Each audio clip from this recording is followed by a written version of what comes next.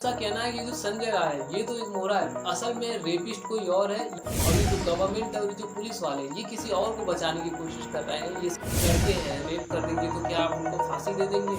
अब gang rape जैसी चीज़ें प्रैक्टिकल तो हो ही नहीं सकती। वो उतनी रात को क्या करने गई थी? आज से 24 घंटा पहले हम लोगों ने स्वतंत्रता दिवस मनाया है। इनफैक्ट मैंने, आपने, पूरे देश ने जो है वो स्वतंत्रता दिवस मनाया है। लेकिन मैं अपने आप से एक सवाल पूछ रहा हूँ कि आखिर हम लोग ने किस बात की स्वतंत्रता दिवस मनाई है? क्या हम लोग सच में स्वतंत्र हैं कुछ भी करने के लिए? अब ये चीज़ें हमारे ऊपर तो लागू होती है कि हम लोग कुछ भी करने के लिए या फिर कहीं भी जाने के लिए, कहीं भी रुकने के लिए, कहीं भी रहने के लिए तैयार है। क्या वाकई में जो हमारी बहन बेटियां हैं वो स्वतंत्र है, फ्री है या नहीं है? अगर आपको समझ नहीं आ रहा है कि मैं क्या कहना चाहता हूँ या फिर मैं किस मुद्दे पे बात करना चाहता हूँ, तो मैं आपको बताना चाहता हूँ कि किस तरीके से जो कोलकाता के अंदर राधा गोविंद मेडिकल कॉलेज है, जहाँ पे एक लेडी डॉक्टर के साथ जो है वो रेप हुआ, कैसे उनके साथ असॉल्टमेंट किया गया, फिर उनको जान से मार दी गई। ये सारी बातें मैं आपको इस वीडियो के अंदर शेयर करने वाला हूँ। सारी बातें मैं आपको बताने वाला हूँ कि क्या क्या चीज़ें हुई, किस तरीके से हुई और इस चीज़ को लेकर हमारे देश के अंदर कितना गुस्सा फूटा है।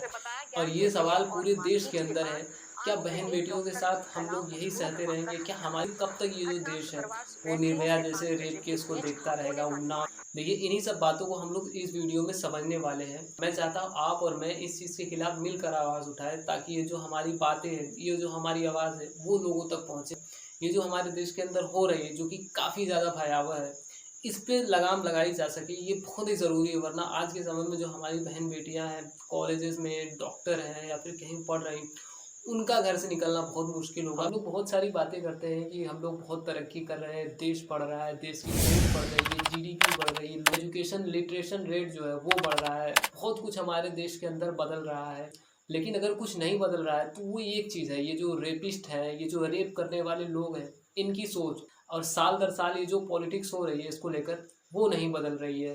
क्योंकि इस देश ने कई ऐसे रेप केस देखे हैं जो दिल दहला देने वाले हैं। देखिए, अगर मैं कुछ रेप केस का नाम लूँ, जैसे बिल्किस बानो रेप केस, उसके बाद अजमेर 1993 वाला जो रेप केस है, ऐसे कई सारे रेप केस हुए हैं जिसके बारे में अगर हम लोग चर्चा करें, जिसके बारे में अगर खुलकर चर्चा करें, तो आज भी लोगों की रूह काँप जाती है। ऐसे देखिए, सरकारें बदलती हैं, लोग बदलते हैं, लोगों की सोच बदलती है, तो अगर कुछ नहीं बदलता है तो ये जो रेपिस्ट है और ये जो क्रिमिनल्स हैं, इनका माइंडसेट जो है वो नहीं बदल रहा है। वो पहले भी नहीं बदला था, वो अब भी नहीं बदल रहा है, क्योंकि इस कंट्री के अंदर, इस देश के अंदर, इस देश का इकोसिस्टम ऐसा है कि इन जैसे रेपिस्ट को बढ़ावा देते हैं। इससे पहले कि मैं बात करूँ कि रेप कब हुआ था, रेप किसने किया था, ये किस तरीके से हुआ, किस तरीके से इसको अंजाम दिया गया, वो रेपिस्ट जो था वो कौन था, इससे पहले मैं कुछ अपनी तरफ से कहना चाहता हूँ इस वीडियो के अंदर। देखिए, इस कंट्री के अंदर कानून बदलते हैं, लॉ बदलते हैं। हम लोग कहते तो हैं कि बेटी बचाओ, बेटी पढ़ाओ, ये सारी बातें हम लोग करते हैं और बेटियों को कहा जाता है कि बढ़ावा दिया जा रहा है, सब कुछ किया जा रहा है। लेकिन इन्हीं बेटियों की जब रक्षा करने की बात आती है तो जो गवर्नमेंट है, जो पुलिस है और जो स्टेट की गवर्नमेंट है, ये पूरी तरीके से फेल है। चाहे आप कितना भी स्ट्रिक्ट लॉ क्यों ना बना लो, किसी तरीके से ये जो रेपिस्ट है, ये रेप करते हैं, क्राइम करते हैं। और लोगों ने एक ही चीज़ सुनी है कि हाँ, निर्भया रेप केस के अंदर उन रेपिस्टों को फांसी दी गई। कि ऐसी क्या वजह है कि जो रेपिस्ट है इनका मन इतना बड़ा हुआ है कि एक बार भी रेप जैसा हीनियस क्राइम करने से लोग पीछे नहीं हटते। इसमें ये बड़ी शर्म की बात होती है, ये जो पॉलिटिकल पार्टीज़ है और ये जो पॉलिटिकल लीडर्स है, ये ऐसा लगता है जैसे कि ये जो रेपिस्ट है ये इनके ही पाले हुए लोग हैं, इनके ही पाले हुए गुंडे हैं। देखिए, मैं खुलकर तो बात नहीं करना चाहता हूँ, लेकिन मैं आपको हिंट देता हूँ। आज से कुछ सालों पहले एक नेता थे जिन्होंने ये कहा था कि लड़के हैं, रेप कर देंगे तो क्या आप उनको फांसी दे देंगे? क्या रेप में फांसी दी जाएगी? ये लड़के हैं, गलती हो जाती है।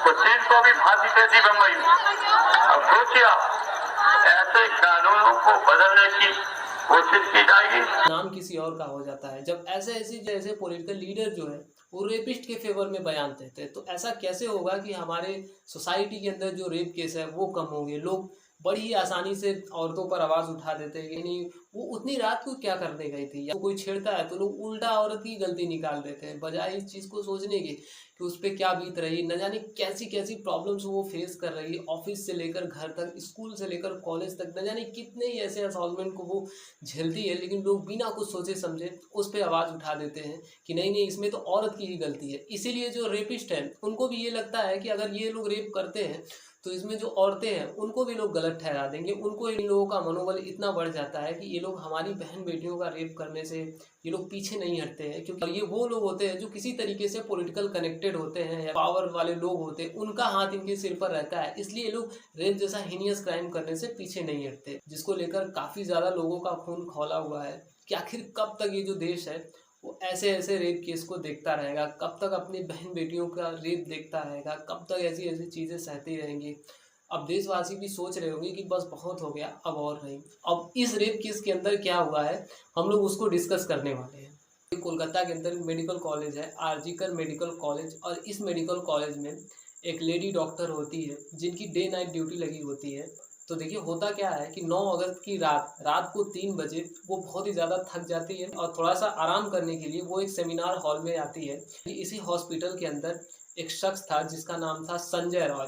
अब ये जो संजय राय था ये पुलिस का वॉलंटियर था, जिसके बारे लेडी डॉक्टर थी वो सोई हुई थी और वो आराम कर रही थी, वो नींद में थी। तो ये क्या करता है कि उनके साथ ज़बरदस्ती करता है। पहले तो उनका मुंह दबा देता है, फिर उनके साथ उनका गला दबा देता है, फिर उनके साथ मारपीट हाथापाई वगैरह करता है, जिसके साथ ऐसा बिहेवियर किया गया था कि मैं शायद अपने वर्ड से ना बता सकूं कि क्या क्या चीज़ें हुई उनके साथ। सारी चीज़ें उनके साथ करता है और बहुत ही ज़ोर ज़बरदस्ती करता है और उनको अपने काबू में करता है। उसके बाद रेप वगैरह करता है। उसके बाद और ये सारी चीज़ें करने के बाद वो छोड़कर वहाँ से चला जाता है, क्योंकि ये पुलिस का वॉलंटियर था इसलिए वो उनके साथ जाकर सो जाता है। और जब सुबह कोई वहाँ जाता है तो वो ये देखता है कि वो जो लेडी डॉक्टर थी वो अर्धनग्न अवस्था में पड़ी हुई थी। पैर जो था वो 90 डिग्री पर मुड़ा हुआ था, आंखों से खून आ रहा था, मुंह से खून आ रहा था, नाक से खून आ रहा था, हर पूरी बॉडी के अंदर चोट के निशान थे। ये सारी चीज़ें उनके बॉडी पर देखी गई थी और उनका जो कपड़ा था नीचे का वो भी नहीं था। ये सारी चीज़ें वो देखता है या फिर जो भी था वो देखता है और इन्फॉर्म करता है हॉस्पिटल वगैरह को। इसके बाद सारी चीज़ें वहाँ पे फॉर्मेलिटीज़ वगैरह होती है। ऐसा ये जो कंडीशन थी उसको देखकर यही लग रहा था कि इनके साथ रेप हुआ है और बहुत ही ज़्यादा असॉल्टमेंट हुआ है। उसके बाद वहाँ पर शुरू होती है पॉलिटिक्स। अब पॉलिटिक्स में ये था कि वहाँ पे जो हॉस्पिटल था वो हॉस्पिटल 2 मिनट में ही ये डिक्लेयर कर देता है कि जो लेडी थी इन्होंने सुसाइड करने की कोशिश। और बहुत सारे लोग इसमें ये भी कह रहे थे कि उस लेडी की गलती थी, वो उतनी रात को वहाँ क्या। अब मुझे समझ में ये नहीं आता कि ये ऐसे लोग जो ये एलिगेशंस लगा रहे थे, पता नहीं इनका दिमाग कैसा है और ये कैसे लोग हैं जो ऐसी ऐसी बातें कर रहे थे। खैर ऐसे कुछ भी कहना तो बहुत ही मुश्किल था कि क्या हुआ था, किस तरीके से हुआ था, और इंतज़ार था पोस्टमार्टम रिपोर्ट का। और जब पोस्टमार्टम रिपोर्ट आता है तो ये सारी चीज़ें जो है वो बहुत ही चौंकाने वाली होती है। देखिए 4 पेज का जो पोस्टमार्टम रिपोर्ट है वो आता है और इस रिपोर्ट में ये बताया गया था कि कहते हैं क्योंकि 150 mg जो सीमन सैंपल था वो बॉडी के अंदर से निकला। उस ये सारी चीज़ें ये बताती है। और ये जो डॉक्टर है जो ये बता रहे थे कि किस तरीके से ये सारी चीज़ें हुई थी, उनका ये कहना था कि जो रेप था ये कोई एक लोगों ने नहीं किया है, ये गैंग रेप हुआ था। और ऐसा इसलिए लग भी रहा था क्योंकि ये जो असल में जो गवर्नमेंट और पुलिस वाले थे ये किसी को बचाने की कोशिश कर रहे थे। लोगों का ये कहना था कि ये जो पुलिस थी यहाँ पे 36 घंटे बाद आती है और ये जो रेप हुआ वहाँ पे काफ़ी ज़्यादा तोड़फोड़ की गई और सबूतों को मिटाने की कोशिश भी की गई। और उसके बाद वहीं पे कंस्ट्रक्शन का काम होता है, फिर उस दीवार को तोड़ दिया जाता है। इस चीज़ को देखकर पुलिस के इंटेंशन पर भी सवाल आता है कि ऐसा इंसान, अभी मैं ये जो बता रहा हूँ, ये जो संजय राय था उस टाइम पे हॉस्पिटल में ही था, किसी को एडमिट करवाया था इसने। तो ये जो संजय राय था ऐसा बताया जाता है कि इसको दारू पीने की लत थी, इसको पोर्न वगैरह देखने की लत थी। ऑलरेडी इसकी 3 शादी हो गई थी, 2 बीवियां इसको छोड़कर चली गई थी, एक की डेथ हो गई थी, इसका क्रिमिनल रिकॉर्ड भी था। बट ऐसे लोग जो अस्पताल में बिना किसी रोक टोक के घूमते हैं, रोक लगाया, जो लड़कियों को आते जाते छेड़ता है, औरतों को आते जाते छेड़ता है, फिर भी इसको पुलिस का वॉलंटियर बताया जाता है। पुलिस ये था नहीं, लेकिन ये पुलिस अपनी जो बाइक थी उस पर पुलिस लिखवा कर ये घूमता था। अब ये ऐसा कैसे कर रहा था अभी भगवान ही जाने। अब देखिए इस मेडिकल कॉलेज का जो प्रिंसिपल था, पहले तो उस पर भी कई सारे एलिगेशंस लगते हैं। ऐसा कहा जाता है कि किसी भी काम के लिए जो प्रिंसिपल था वो 20% तक कमीशन लेता था। मैं बता रहा हूँ, इसका नाम था संदीप घोष। और ये जो संदीप घोष था ऐसा बताया जाता है कि ये बहुत ही ज़्यादा करप्ट था।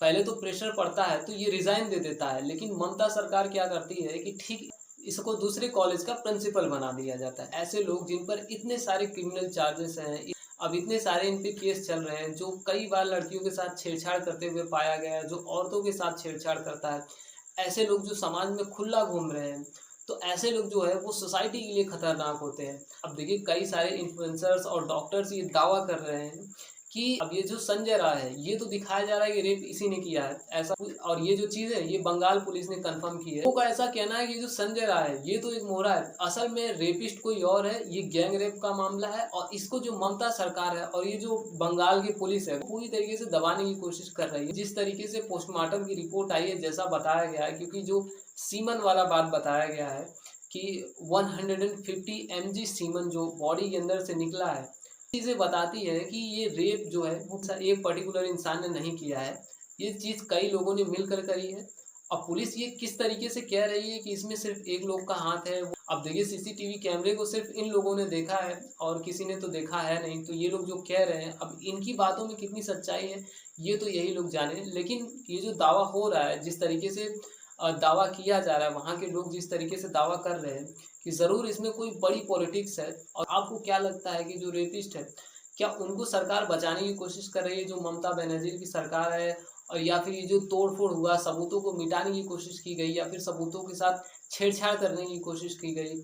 ये कोई इस चीज़ का हिस्सा है कि अगर वीडियो पसंद आई हो तो एक लाइक कर देना और अगर आप चैनल पे नए हैं तो चैनल को सब्सक्राइब करके बेल आइकॉन को ज़रूर प्रेस करना।